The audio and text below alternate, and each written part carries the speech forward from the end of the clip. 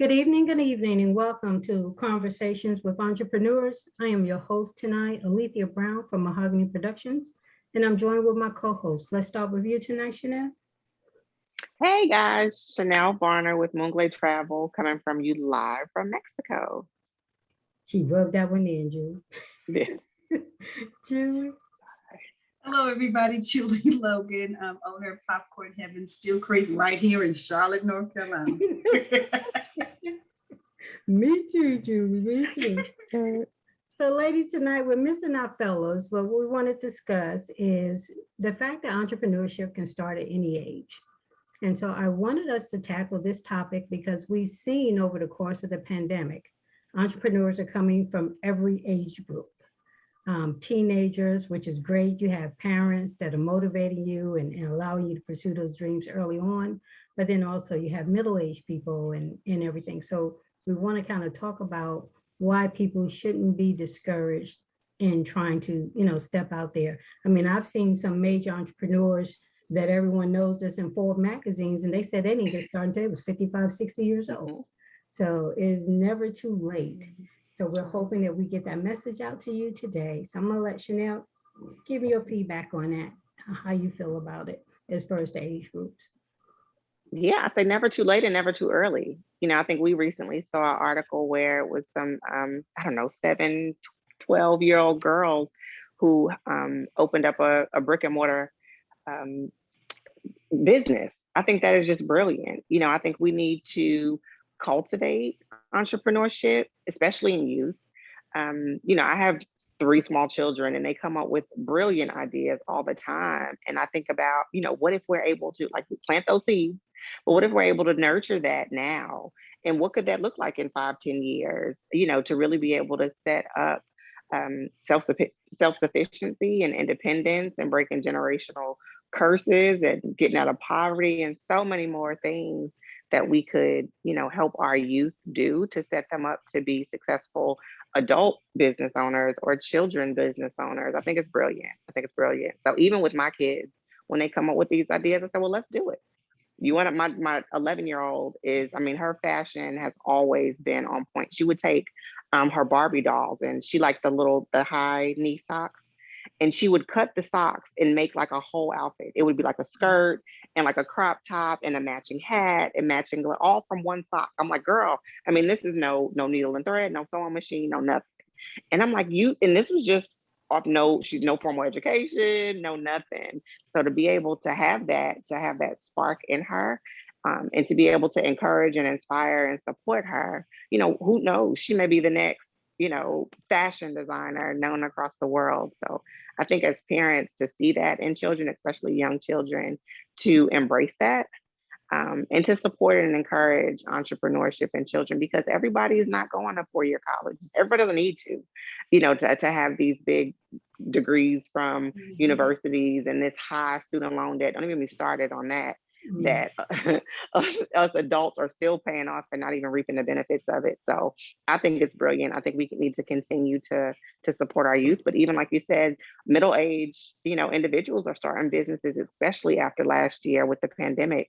Folks who were closer to retirement and was like, you know what, now is the time to get out and time to start my own, something that I've been dreaming of and thinking about or doing, for many years. Now is the time to really step out on faith and step into our passion and our true selves. So I love it. I'm here all for it. But I think as sideline folks who see it, whether it's in our children, our friends' children, or our friends and older adults, that we support it and encourage it, that it's not too late and it's also not too early.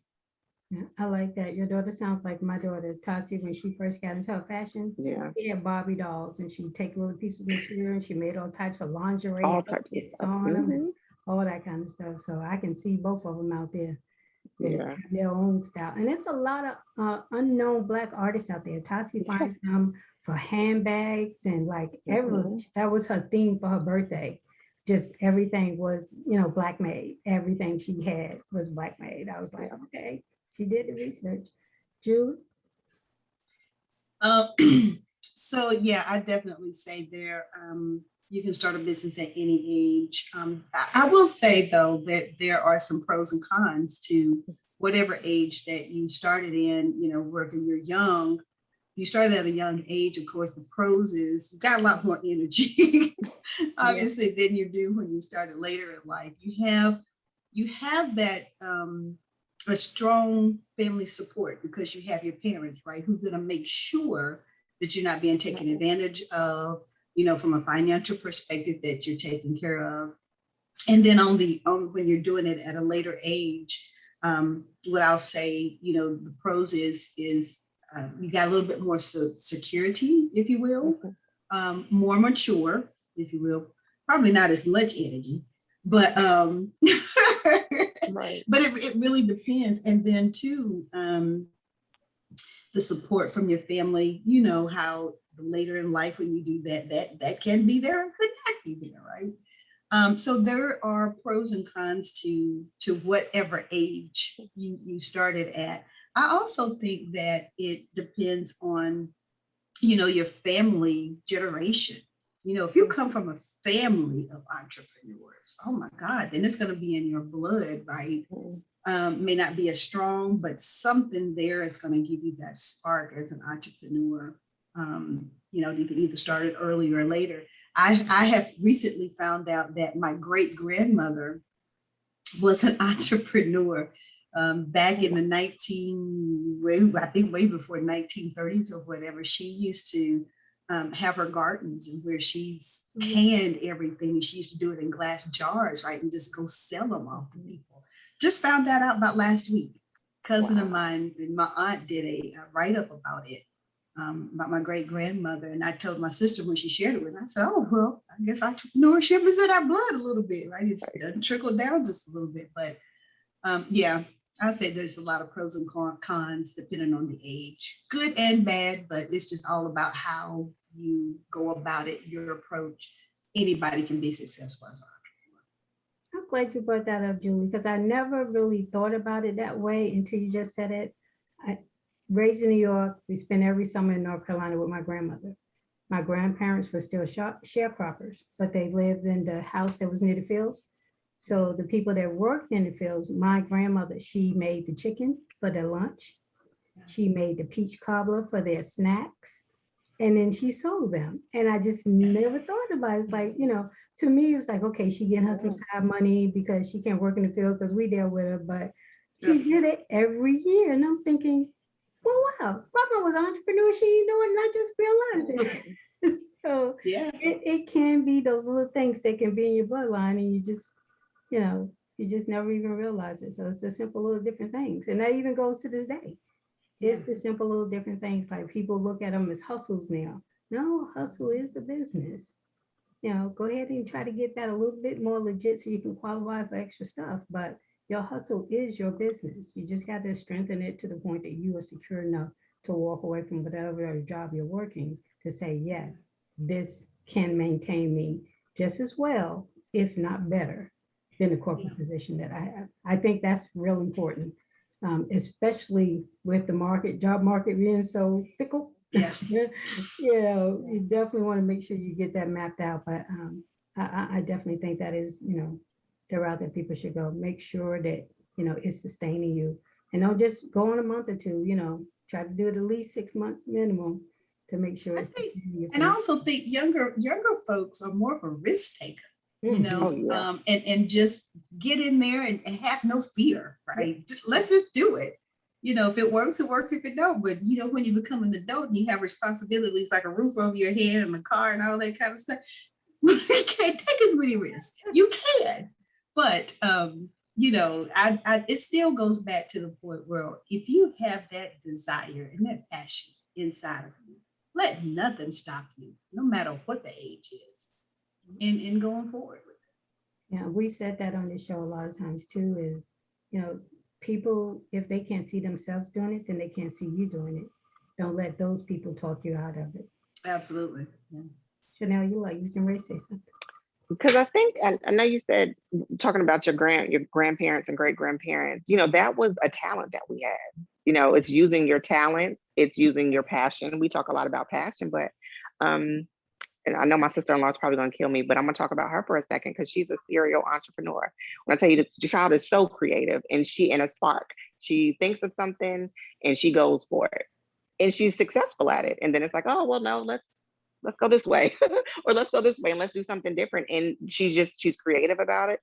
And she's talented on so many levels. So she's doing hair, she's doing, art and social media, and I mean, all types of stuff. And I love that about the younger generation, is that they have that energy, they have that hustle, and they're go-getters. I mean, so many young people right now are making, I mean, great money on YouTube, on social media platforms, just using their talents or what they're good at, and really making a business out of it. So I love to see that. But like, I do agree, Julie, you have to have a strategy. You have to have a plan that goes along with that talent and that passion and that desire, because you can only ride that wave for so long. So I'm all for serial entrepreneurs. I think it's great, but I think we need to be strategic and plan out what that looks like in 5, 10, 15 years from now. We didn't see a pandemic coming and that shifted a lot of industries dramatically. So to have some type of plan in place when we're coming up with these bright ideas and starting these businesses, I think is key. Yeah. Just being very innovative. Yeah. I think the pandemic has caused a lot of people to be very innovative from a technology perspective, because I have a feeling before long, the brick and mortars that are brick and mortars today, they may sustain, but to start a new brick and mortar, that may not be the route to go anymore these days, because everything is so online, right? Mhm. And the technology. So there's so many ways you can do it. So. But I think part of that is pivoting. Several people, you had several folks who were brick and mortar, and then the pandemic came and you had to shut your doors. That shifted online. So being able to have that drive and that innovation, especially when it comes to technology and trends. I mean, who would have thought 20 years ago we would be doing some of the things that we're doing now, but we have the resources, the access, and technology. So pivoting, I think, is a big key with that. Yeah. I'm sorry, Alethea, pivoting is great, but I think also what we're seeing, it's this technology is taking away some of the humanness in it as well too. I have one of my customers probably talked about 15 minutes in my store talking about, these kids these days, this is all they do. They're down like this and there's no human. Can you look at me? What color are my eyes? Right? All of that kind of stuff. No human interaction anymore, but comes with the territory. That engaging process is kind of like it's gone, because everything is so kind of separated with the way that they communicate. Yeah. I think if it wasn't for FaceTime, they probably wouldn't even see most of the people that they still communicate with, because they just know this is just, just every now and then the so-called get together, but they're on the phone all the time. So it's like the only time they see each other when she do the FaceTime. Yeah. But it seems. But there's a market for that. There's a niche for that. Look at Clubhouse. I don't even have to see you, but I can socialize with you. I can communicate with you via audio. So I think that generation, although I think there's a huge social disconnect, but they're working it, because there's a niche for it. There's a market for it. Yeah, that Clubhouse is totally different. And everybody's trying to jump on that bandwagon. It's like everybody's now they have it now, Facebook something. There's some type of Facebook talk or something now, or Facebook audio or something you can do. And then Spotify has their green room now. It's like, what? It's almost like spam. Once you get one, it just takes off. It just takes off.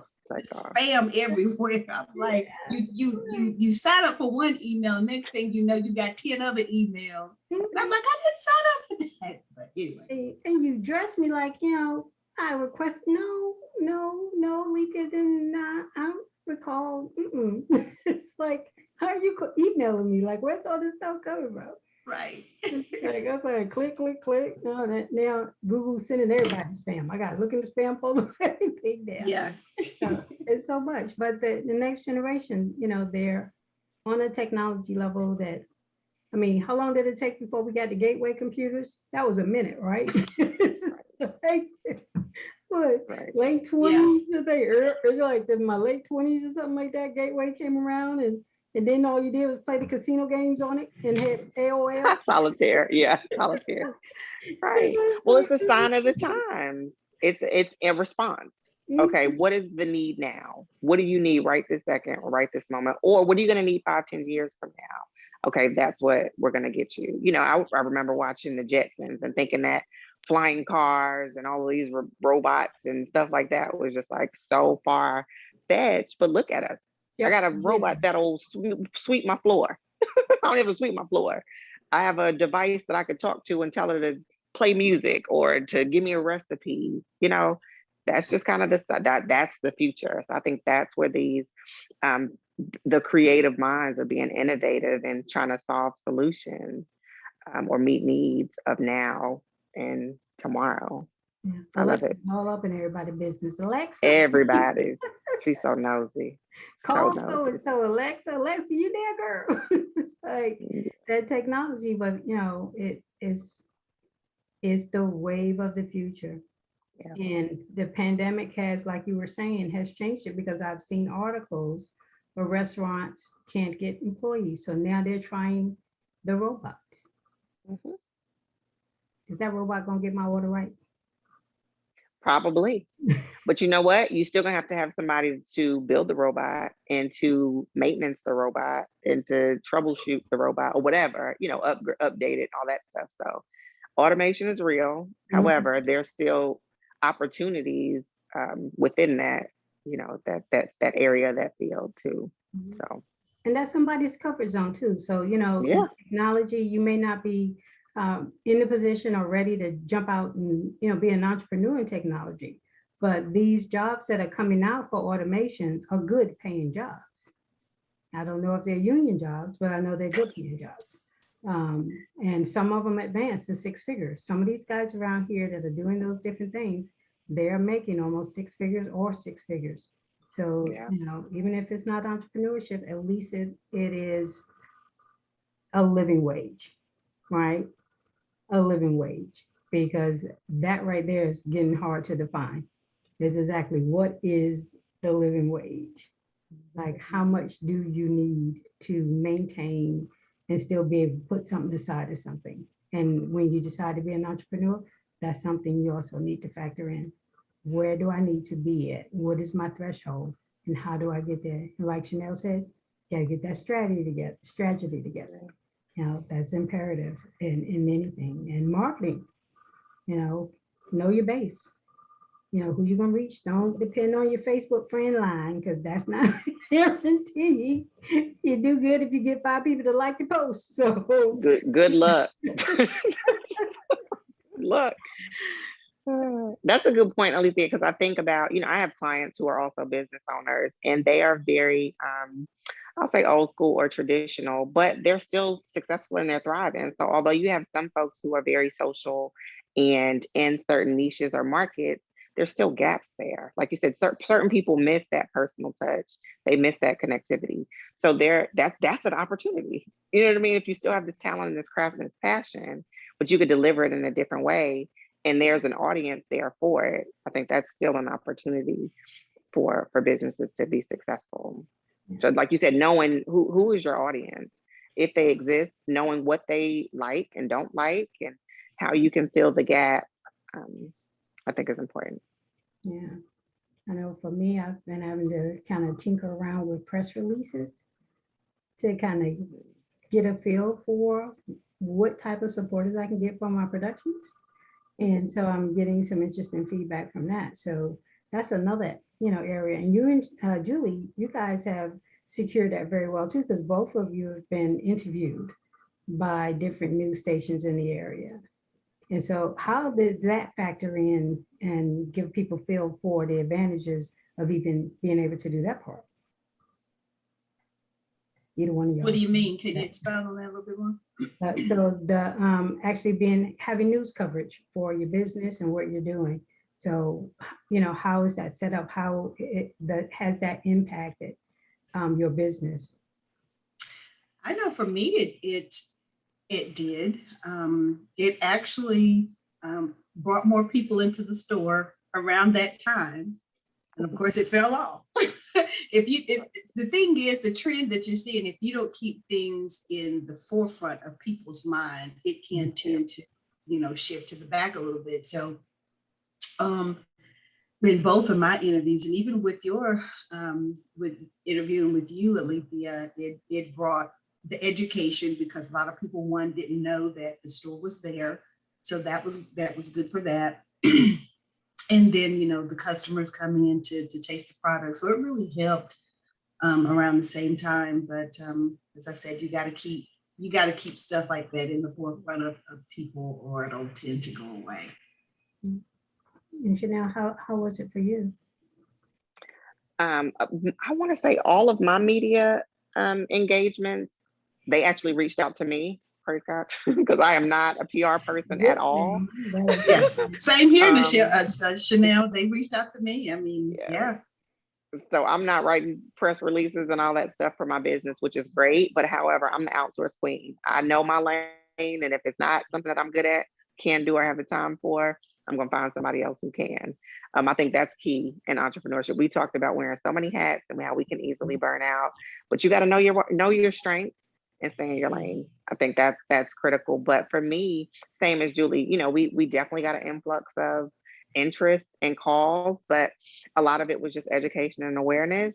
And I want to say about maybe over half of them just wasn't our potential client. However, we were able to, have the publicity to let people know who we were and what we were about. So it was great to have. Luckily, we didn't have to seek it. I would agree with you, Julie, at the time, but it is important. But I feel like if you're doing something, you're doing it well, people are going to notice. Yeah. And that's kind of what happened in our situation. I don't even know how, but we'll get a call or email and say, hey, we're looking to do an article or a piece on this specific thing, and we know you as a subject matter expert in this area, or we know that you can shed light on this specific topic. So know your lane, do what you're supposed to do, and you'll get noticed. It may take long, but that's never been our approach. And it's never been a desire of us to go after PR in that magnitude. Yeah, I agree 100%, Chanel. Yeah, they came after me, obviously, but then as what we always say, it's planting the seed for what's coming down the road. They may not have a need at the moment, but it's planting the seed in the back of their mind. And the few people that did see the last article through Spectrum, came into the store, they was like, wow, didn't know you were here, but I'm glad that you're here because it's needed on this side of the town, side of Charlotte. And so that gives me, that's affirming for me that what, the location that I'm in was a good move. So that really made me feel really good just to hear that over and over again. So that's definitely good. So it was like, yeah. And for me, Julie, and I think same thing, like when they approached me with that, it wasn't a sales funnel for me. Once again, even with my clients, it's sharing education and information. And that's what the opportunity was for me, was to share the education and information that I had to help someone. So although you may not be in, a target audience that I typically would serve, the information that I shared helped you in some way to travel safer, smarter, and better. So like you said, I feel like my job was done at that point. Yeah. So it was, like you said, being able to reach people that I typically may not have reached in my trajectory. So. And then the whole thing you said, the subject matter expert, like it's going to go back in somebody's mind. It's like, wait a minute, I saw this. Let me see if I can find her there, So that's always a help, and then, for blessing it, if it ends up, going that way. But knowing that people see you as an expert in your field, that's a step in the right direction, knowing you're doing right. So, exactly, that alone. And then that is building relationships. So next time she's going to do an article on something else related to travel, then maybe I'm on the top of her list to reach out to for that specific piece. So I think that's important. Yeah, that's a plus. And, people in North America be looking like, oh, maybe we can use her agency. Yeah. And I want to stay on it for just a second, because it can open up so many doors for so many different ways. Because the first interview that I had, it was strictly about, opening the business in the midst of a pandemic, right? but then, shared the information about me being a breast cancer survivor. Well, that morphed into the second interview, right? Because she was looking for a story around breast cancer survivor, right? So that opened it up. Then it circled back around to the business. Well, then guess what? From there, that opened up an opportunity for me to be on the guest on another podcast to talk about both topics, being an entrepreneur as well as a breast cancer survivor. And so who knows where that can expand. At the end of the day, for me, it's like and Chanel, you said it, it's the education. Yeah. And that's what, the organization I Am Her Too is about. It's just not necessarily about me, but if my story can help shed the light on somebody else and give them the tools and resources that they need to make their life a little better, to make their journey a little better, at the end of the day, that's success for me. Absolutely. Totally agree. Let's see. We can do last words and start with you, Chanel.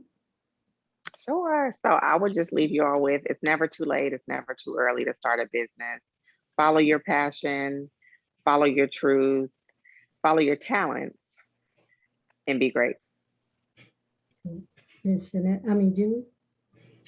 Chanel wrapped it up for me. She summed it up very nicely for me. I don't have anything else to add to that. It's just spot on. Well, I agree with you, Julie. Chanel gave us what we need. That's what there it is. It is that prime example. So we thank you all for watching us tonight. We look forward to coming back next week and having another enjoyable conversation with our experts, panels of entrepreneurs here on Conversations with Entrepreneurs.